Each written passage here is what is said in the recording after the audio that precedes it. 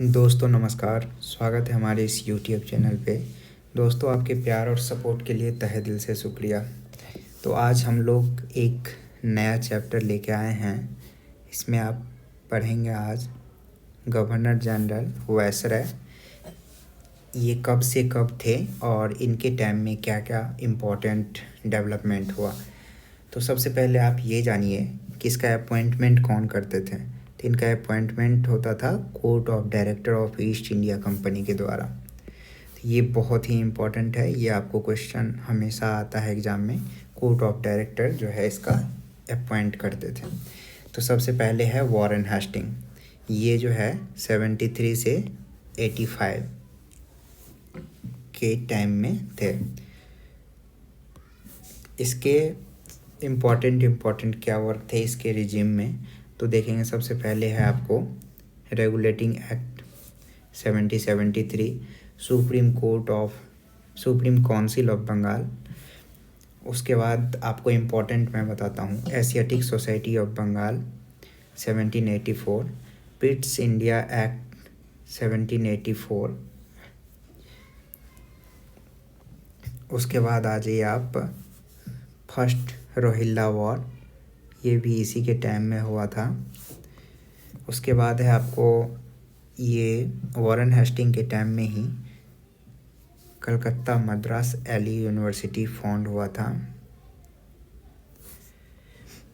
उसके बाद आपको एक बीच में आते हैं 85 से 86 के टाइम में एक्टिंग उसको बोलते हैं जो कि कोई एब्सेंट होता है तो उसके टाइम में कुछ भी वर्क हुआ तो उसके बदले एक्टिंग मतलब एब्सेंट में यूज होता है।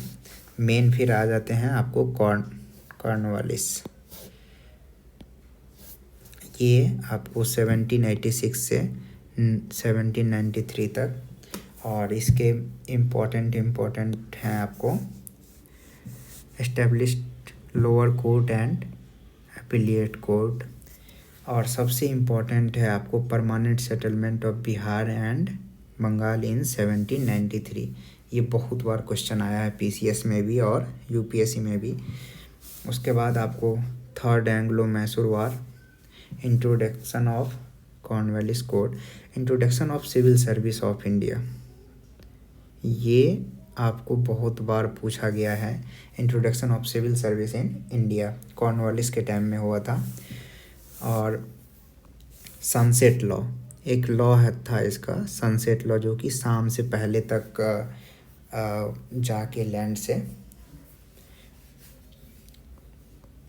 उसके बाद आपको आ जाता है जॉन शोर, ये आपको 1793 से 1798।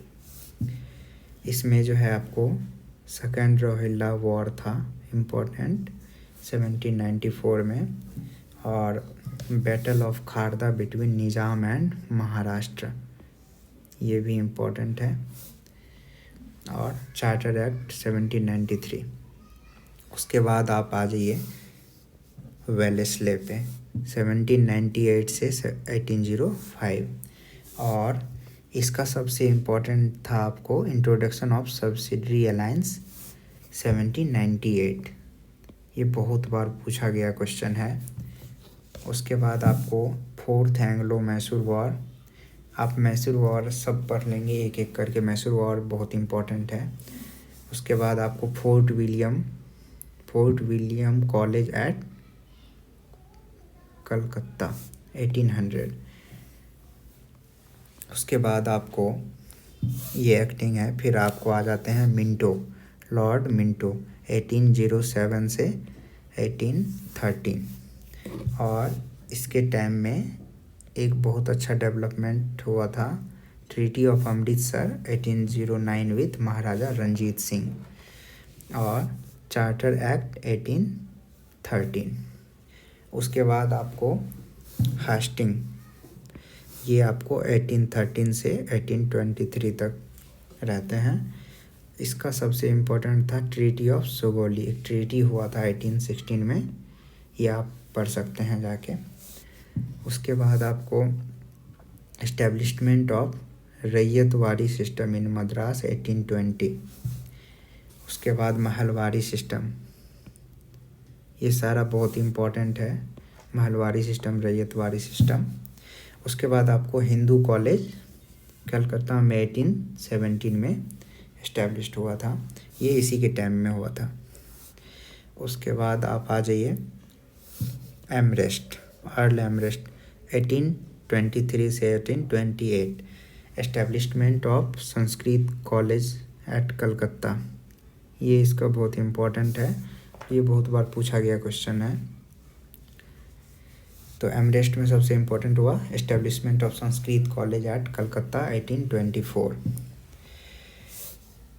ये हो गया। इसके बाद अब आपको आ जाता है गवर्नर जनरल ऑफ इंडिया, 1833 से 1858 तक आपको हो जाएगा गवर्नर जनरल ऑफ इंडिया। तो सबसे पहले गवर्नर जनरल ऑफ इंडिया थे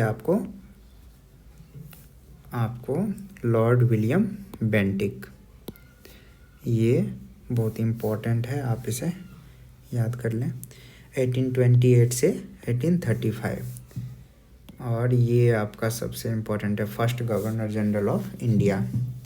और उससे भी ज़्यादा इम्पोर्टेंट, मोस्ट इम्पोर्टेंट कि सती, बंगाल सती रेगुलेशन 1829। उसके बाद आपको इसमें इम्पोर्टेंट है कोल रेविलियन 1831, कोल विद्रोह हुआ था। इंग्लिश एजुकेशन एक्ट 1835, ये भी इम्पोर्टेंट है। फिर बीच में आते हैं आपको मेटकाफ, जो कि एक्टिंग है, तो ये ज़्यादा इम्पोर्टेंट नहीं है, पर इसमें एक है कि known as liberator of India press, India press में लिबरलाइजेशन का काम हुआ था। उसके बाद आ जाइए आप ऑकलैंड पे, ये 36 से 42 तक थे। इसमें आपको एक इम्पॉर्टेंट डेवलपमेंट हुआ था, bank of Bombay 1840 established, later imperial bank of India, now state bank of India. ये ऐसे भी क्वेश्चन आता है कि इम्पेरियल बैंक ऑफ इंडिया ही बाद में स्टेट बैंक ऑफ इंडिया बन गया। और फिर आपको फर्स्ट बंगाली न्यूज़पेपर संवाद प्रभाकर वॉज एस्टेब्लिश्ड 1839, ये भी इम्पोर्टेंट है आपको। और तत्वबोधिनी सभा, ये आप याद कर लेंगे, तत्वबोधिनी सभा देवेंद्रनाथ टैगोर के द्वारा किया गया था इन 1839, किसके टाइम में, ऑकलैंड के टाइम में। फिर आपको आ जाइए एलन बॉर, ये आपको 1842 से 1844 तक थे। और इसमें सबसे इम्पोर्टेंट था ग्वालियर वॉर और bank of Maharashtra, Indian slavery act 1843। फिर आ जाइए आप हार्डिंगे, ये आपको 1844 से 1848। इसमें सबसे इम्पोर्टेंट था establishment of Roorkee engineering college. उसके बाद आ जाइए आप लॉर्ड डलहौजी पे, डलहौजी का पीरियड था 1848 से 1856, और इसमें बहुत ही इम्पोर्टेंट चीज़ था डॉक्ट्रिन ऑफ लैप्स इन 1848। इसमें क्या होता था, किसी भी राजा का उसका वारिस नहीं होता था तो उस राज को हड़प लिया जाता था अंग्रेज के द्वारा, मतलब किसी भी राजा का बेटा नहीं है तो वो ऑटोमेटिक हो जाता था अंग्रेज का। उसके बाद चार्टर एक्ट 1853। फिर आपको चार्ल्स वुड्स डिस्पैच, ये आप बहुत डिटेल में जाके पढ़ेंगे तो बहुत ही इम्पोर्टेंट है चार्ल्स वुड्स डिस्पैच। फिर ये तो खैर हर एक एग्ज़ाम में पूछा हुआ है, first passenger train between Bombay and Thane 1853, Mumbai से थाने, बॉम्बे से थाने के बीच में था। और first telegraph line was laid between diamond harbour to Calcutta 1851 में। पोस्ट ऑफिस एक्ट 1854, ये भी इसी के टाइम में हुआ था। और PWD, ये भी बहुत बार पूछा हुआ क्वेश्चन है, PWD डिपार्टमेंट जो है 1854 में हुआ था। फिर इसी के टाइम में आपको संथाल विद्रोह 1855, very important, very very important. फिर आ जाइए आप कैनिंग, ये आपको 1856 से 1858 तक थे। और हिंदू रीमैरिज एक्ट 1856 के रिजीम का मोस्ट इम्पॉर्टेंट पार्ट था।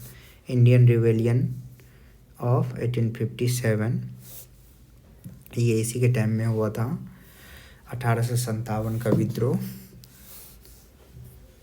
और university of Calcutta, university of Bombay, university of Madras were set up in 1857।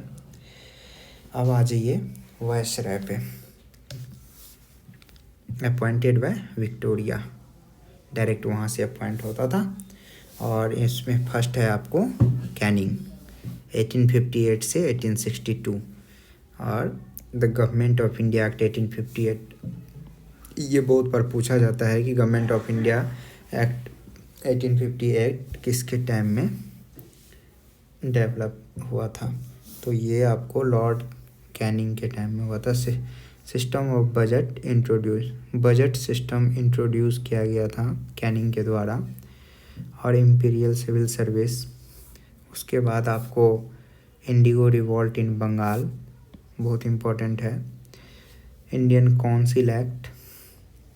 उसके बाद establishment of archaeological survey of India, ये भी बहुत इम्पोर्टेंट है। और आप इसमें ये भी देखेंगे कि इसके टाइम में प्राइम मिनिस्टर कौन थे आपको इंग्लैंड में, ब्रिटेन में।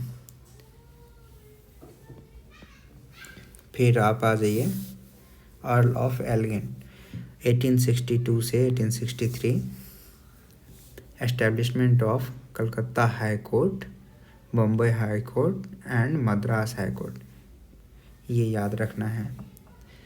फिर 2 एक्टिंग आते हैं। देन फिर आपको लॉरेंस, ये 1864 से 1869। इसमें सबसे इम्पोर्टेंट है आपको भूटान वॉर,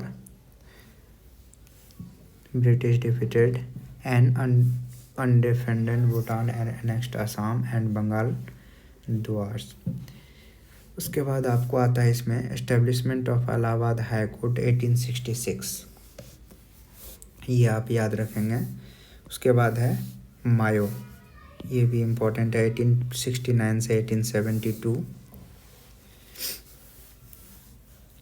इसमें आपको opening of Rajkumar college in Rajkot and Mayo college at Ajmer for political training of Indian princes, started financial decentralization. और इस टाइम में आपको वहाँ के पीएम थे एडवर्ड ग्लैडस्टोन। फिर आ जाइए आप नॉर्थ ब्लॉक 1872 से 1876। इसमें इम्पोर्टेंट डेवलपमेंट क्या था? ज्योतिबा फुले लॉन्च्ड द सत्य शोधक समाज इन महाराष्ट्र इन 1873 against the caste system and untouchability. और ड्रामेटिक परफॉर्मेंस एक्ट 1876। फिर आ जाइए लॉर्ड लिटन, ये 76 से 80 के बीच में थे। ग्रेट फेमाइन इन 1876 टू 1870, ये बहुत इंपॉर्टेंट है। ग्रेट फेमाइन आया था बंगाल तरफ। Decrease the maximum age of ICS from 21 to 19, ये बहुत बार पूछा हुआ क्वेश्चन है कि इंडियन सिविल सर्विस में 21 था पहले, उसको घटा के 19 कर दिया गया, जिससे इंडियन बहुत कम उसमें पार्ट ले पाते थे। फिर वर्नाकुलर प्रेस एक्ट आया था अलग अलग लैंग्वेज में।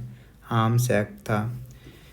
फर्स्ट दिल्ली दरबार आउट ऑफ 3, ये भी बहुत इंपॉर्टेंट है, पूछा जाता है फर्स्ट दिल्ली दरबार किसके टाइम में, तो आपको आया था लॉर्ड लिटन के टाइम में। उसके बाद आपको आते हैं रिपन 1880 से 1884। फर्स्ट फैक्ट्री एक्ट 1881 से ये हुआ था। उसके बाद इल्बर्ट विल, ये बहुत इंपॉर्टेंट है। इल्बर्ट विल किसके टाइम में था? रिपन के टाइम में 1883। Foundation of Punjab university. उसके बाद आपको आते हैं डफरिन, अर्ल ऑफ डफरिन 1884। 1884 से 1888। Formation of Indian national Congress, A.O.. Hume के द्वारा आपको ये किया गया था। Very very important question. A.O.. Hume के द्वारा 1885 में। और थर्ड एंग्लो बर्मीज वॉर, ये भी इम्पोर्टेंट है। फिर आते हैं आपको लैंडस्टोन, 1888 से 1894। Indian council act 1892। Factory act 1891। फिर आ जाइए आप एल्गिन, ये 1894 से 1899। इसमें सबसे इम्पोर्टेंट है Indian famine of 1896 to 1897। Ramakrishna Paramahamsa के द्वारा एस्टेब्लिश किया गया था। एस्टेब्लिशमेंट ऑफ रामकृष्ण परमहंस व स्वामी विवेकानंद के द्वारा रामकृष्ण परमहंस का एस्टेब्लिशमेंट हुआ था एट बेलूर मठ 1897 में। संथाल अपराइजिंग 1898। मुंडा अपराइजिंग 1899। उसके बाद आपको आ जाइए कर्जन पे, लॉर्ड कर्जन, ये 1899 से 1905। पार्टीशन ऑफ बंगाल हुआ था इनके टाइम में, कर्जन के टाइम में। ये बहुत इम्पोर्टेंट है।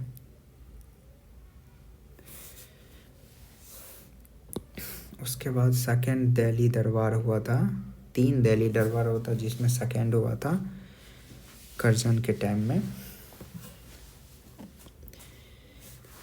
उसके बाद इसमें बहुत इम्पोर्टेंट है पूसा एग्रीकल्चर इंस्टीट्यूट 1903 में। पूसा एग्रीकल्चर इंस्टीट्यूट हुआ था आपको कर्जन के टाइम में ही। Passing of Indian university act 1904। हाँ, उसके बाद आपको इसमें इम्पोर्टेंट है second Swadeshi movement 1905 to 1911 against partition of Bengal by Lal Pal Aurobindo Ghosh. Lal Bahadur Shastri, Bal Gangadhar तिलक और पाल मतलब हो गया आपको बिपिन चंद्र पाल। उसके बाद आ जाइए Minto, appointed by Edward 7, Lord Minto 1905 से 1910। Morley Minto reform, very important question, 1909 for the Indian council act 1909।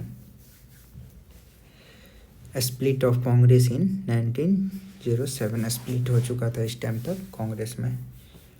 उसके बाद आपको establishment of Muslim League by Aga Khan third, Indian press act 1910।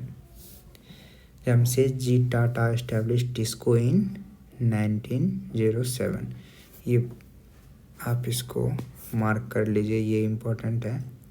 ये जो अभी टाटा आप सुनते हैं, रतन टाटा, उन्हीं के दादाजी थे शायद। Jamshed ji Tata establish TISCO in 1907। फिर आपको आ जाइए हार्डिंग, ये 1910 से 1960। इस टाइम में आपको थर्ड दिल्ली दरबार हुआ था और transfer of capital from Calcutta to Delhi. फिर आपको आ जाइए चैम्सफोर्ड, लॉर्ड चैम्सफोर्ड, ये 1916 से 1921। लखनऊ पैक्ट हुआ था, main important. Montagu Chelmsford reform 1990, ये आप ईयर भी याद रखेंगे। Government of India act 1990, Rowlatt act. उसके बाद आपको जालियांवाला बाग मैस्कर 1990, ये बहुत इम्पोर्टेंट है, बहुत बार पूछा गया क्वेश्चन है। फिर आ जाइए आप द अर्ल ऑफ रेडिंग 1921 से 1926। नॉन कोऑपरेशन मूवमेंट आपको 1921 से 1922। चौरा चौरी इंसिडेंट हुआ था 1922 में, ये बहुत बार पूछा हुआ क्वेश्चन है, गांधी जी से रिलेटेड है। उसके बाद आपको लॉर्ड इरविन 1926 से 1931, Simon commission, Nehru report, 14 point of Jinnah, ये 14 पॉइंट डाले थे। इसका 14 पॉइंट का 14 मतलब मांग था, जो कि जिसको बोला जाता है 14 पॉइंट ऑफ जिन्ना। पूर्ण स्वराज, सॉल्ट मार्च। उसके बाद आपको first round table conference 1930, Allahabad address, Gandhi Irwin pact, very very important. उसके बाद आपको भगत सिंह, राजगुरु और सुखदेव जी को। उसके बाद आपको आ जाता है अर्ल ऑफ विलिंगडन 1931 से 1936, Poona pact between Mahatma Gandhi and B.R. Ambedkar 1932, Pakistan declaration हुआ था 1933 में, गवर्नमेंट ऑफ इंडिया एक्ट 1935, और इसमें सबसे इम्पोर्टेंट था reserve bank of India established by passing the reserve bank of India act 1934। फिर लिलिंथ को आते हैं 1936 से 1943, इंडियन प्रोविंशियल इलेक्शन। उसके बाद आपको Lahore resolution, Cripps mission, quit India movement हुआ था, और बंगाल में फेमाइन आया था। इस टाइम में आपको वहाँ के PM थे चर्चिल। फिर आते हैं वेबवेल 1943 से 1947।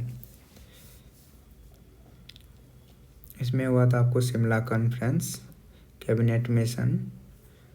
ये पूछा जाता है कैबिनेट मिशन कब आया था, 1946। इस टाइम थे आपको एटली, क्लेमेंट एटली वहाँ के PM थे। फिर आते हैं माउंटबेटन 1947, 15 अगस्त 1947 को। ये इंडियन इंडिपेंडेंस एक्ट, इसी टाइम में इंडिया आज़ाद हो चुका था, और उस टाइम में वहाँ पे PM थे कौन, एटली। तो आप ये जितने वायसराय एंड गवर्नर जनरल थे, सब का इम्पोर्टेंट वर्क क्या क्या किसके टाइम में हुआ था, ये सब आप एक एक करके याद कर सकते हैं। मैं PDF शेयर कर दूंगा, आप कमेंट में लिखें। तो thank you and please like and subscribe.